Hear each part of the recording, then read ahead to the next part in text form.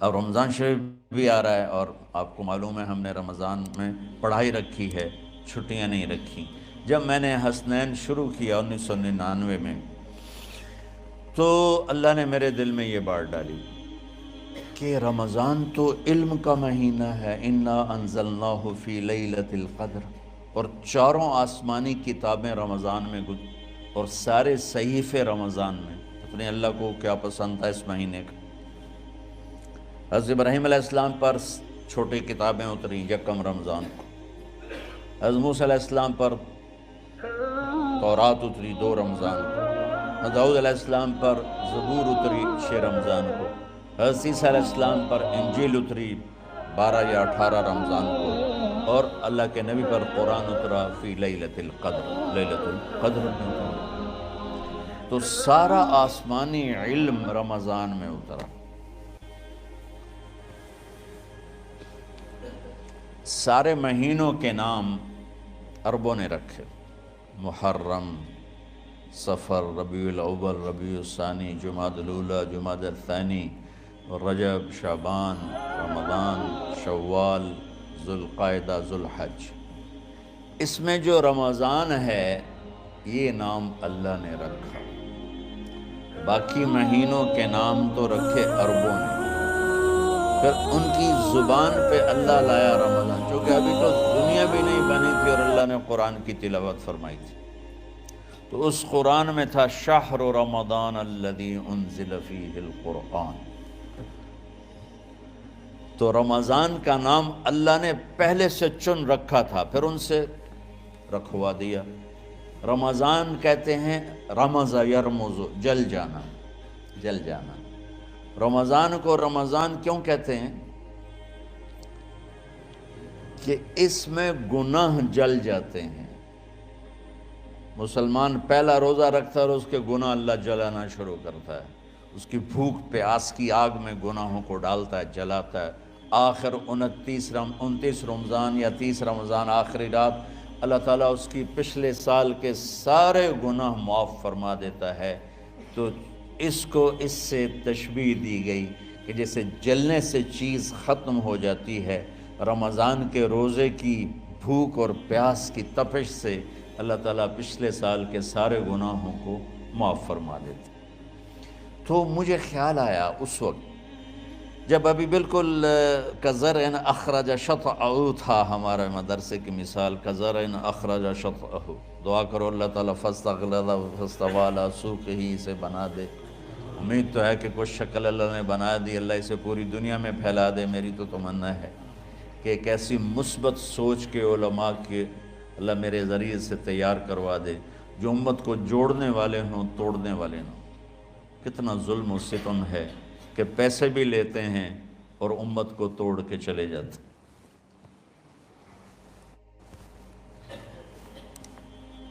میں نے ایک خطیب سے کہا تم یہ منفی تقریریں کیوں کرتے ہو، تم مثبت کیوں نہیں کرتے؟ تھوڑی چیزیں ہیں بتانے کے لیے لوگوں کو جس پر سارے مسئلے، سچ بولو، کون سا مسئلہ کس کے خلاف کہے گا، محبت کرو، کس مسلک کے خلاف ہے یہ بات، ماں باپ کی خدمت کرو، رزق حلال کماؤ، شراب سے بچو، زنا سے بچو، جوئے سے بچو، سود سے بچو، رشوت سے بچو، جھوٹ سے بچو، ظلم سے بچو، ماں باپ کی نافرمانی سے بچو۔ یہ کتنی باتیں ہیں جو امت کو بتانے کی ضرورت۔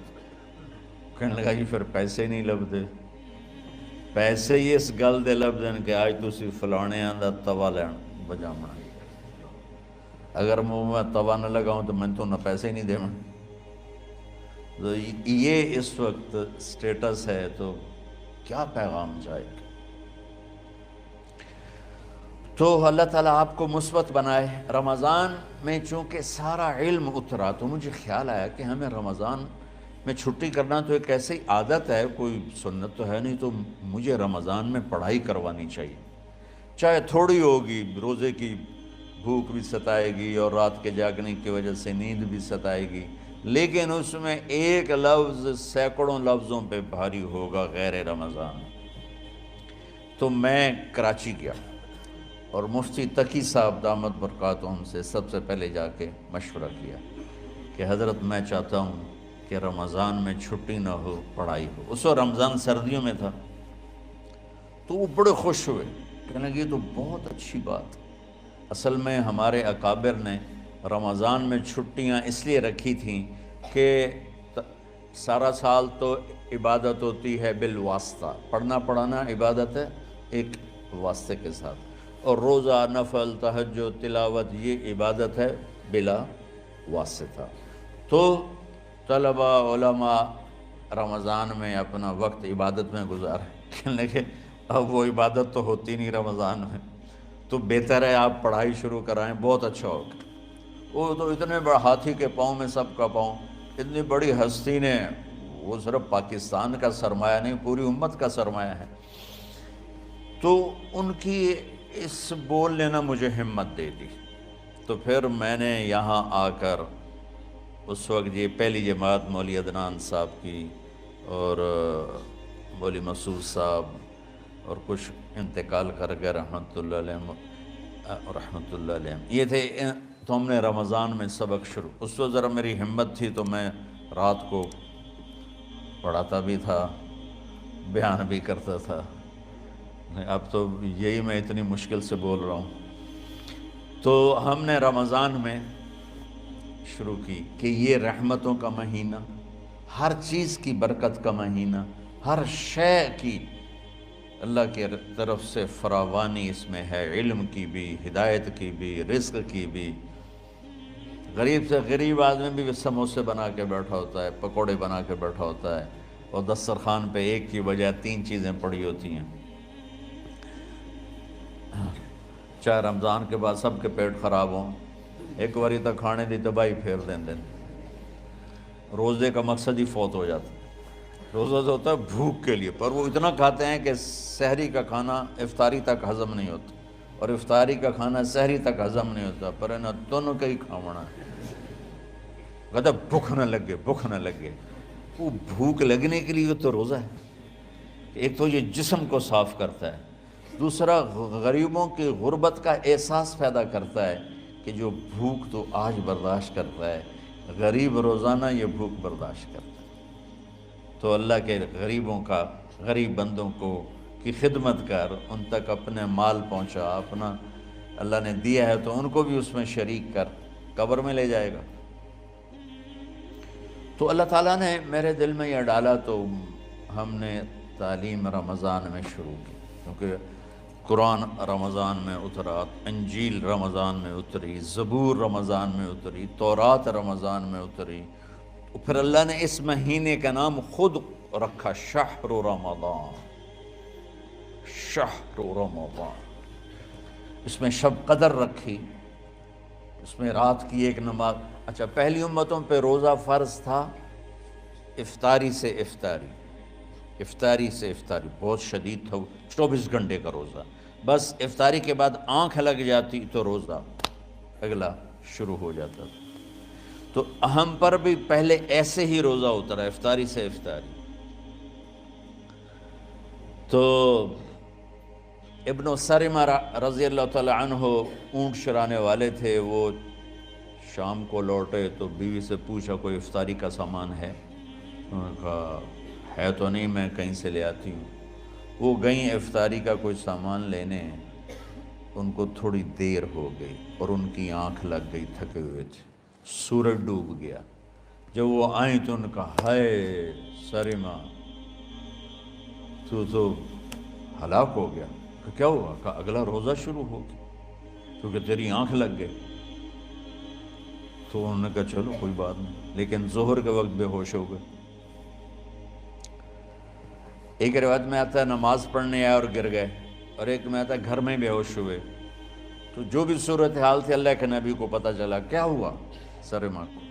کہا جی وہ افطاری کر نہیں سکے تو روزہ شروع ہو گیا تو بے ہوش ہو گئے۔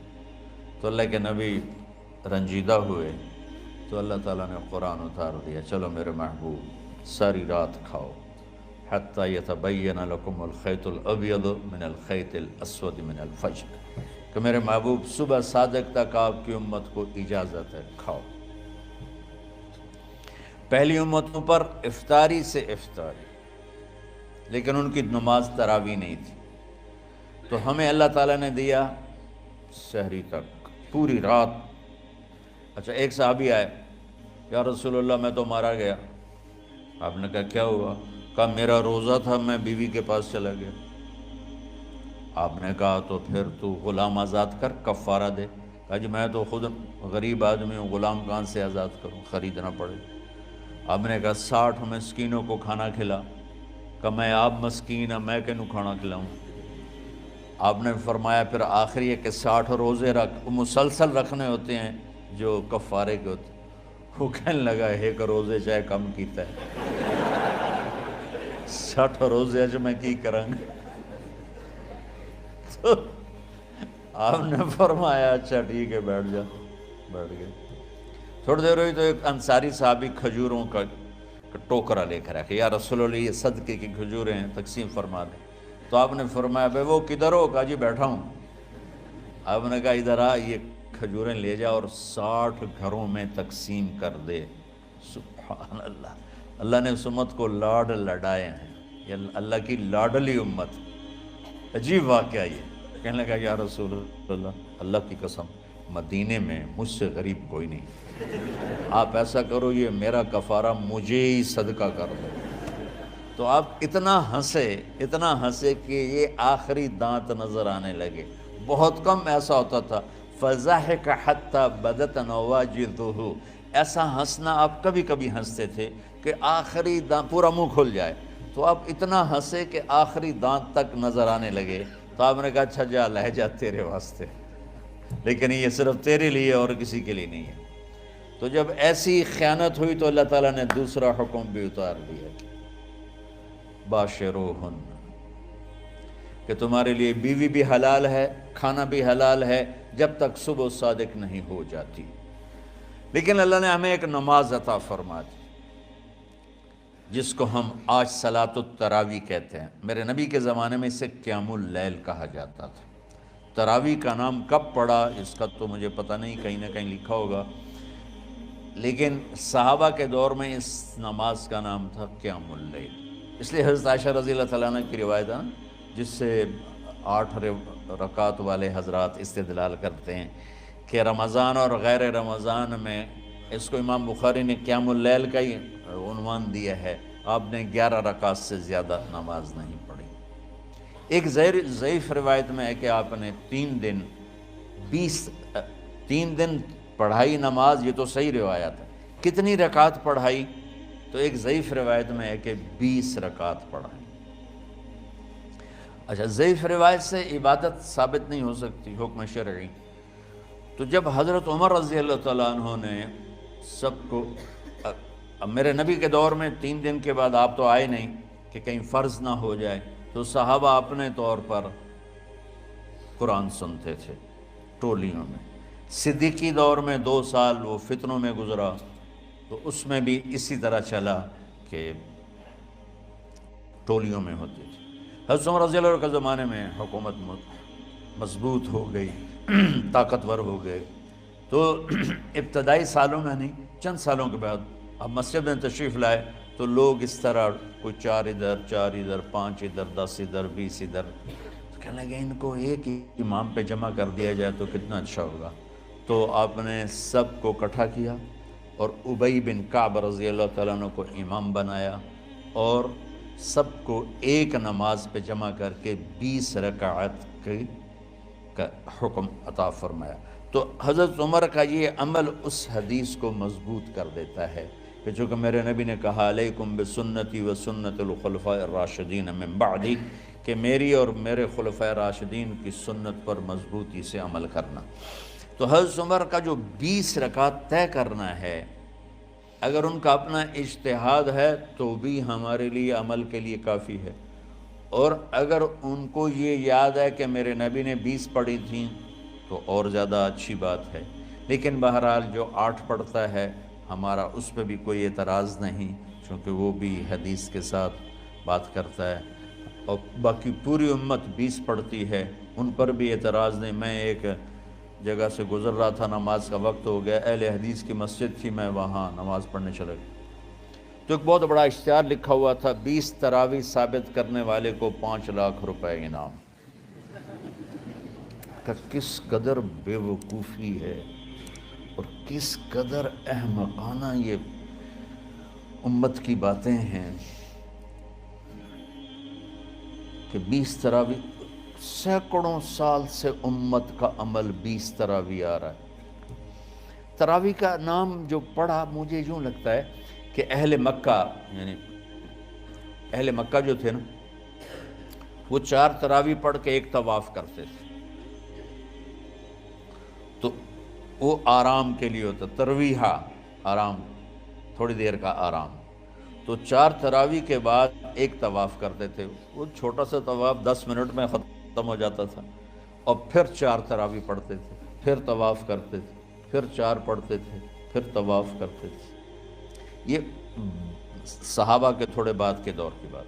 تو مدینے والوں کو پتہ چلا کہ مکے والے تو یہ کرتے ہیں، وہ کہنے لگے اساں کی کریے؟ انہوں نے کہا اسی 40 تراویح پڑھیں گے، 40 رکعت، وہ 40 رکعت پڑھتے تھے۔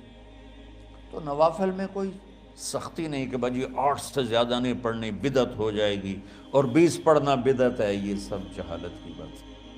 اور یہ 8 پڑھ رہے ہیں یہ غلط ہے، یہ بھی حماقت کی بات ہے۔ جو صحیح حدیث سے دلیل پکڑ کے کوئی عمل کرتا ہو تو بھائیو اس سے بحث نہ کیا کرو، مناظرہ نہ کیا کرو، یہ بہت نادانی والی بات ہے۔ اور امت کا، خلق لاکھوں کروڑوں انسانوں کا ایک عمل پہ جمع ہونا، یہ بذات خود اس کی طاقت کی ایک دلیل۔ اور حرمین جب سے میرے رب نے، حضرت عمر نے 20 رکعت شروع کی، آج تک وہاں بھی ساری مساجد میں 8 رکعت تراویح ہوتی ہے، لیکن حرمین کی مسجد میں 20 رکعت، ادھر بھی ادھر بھی۔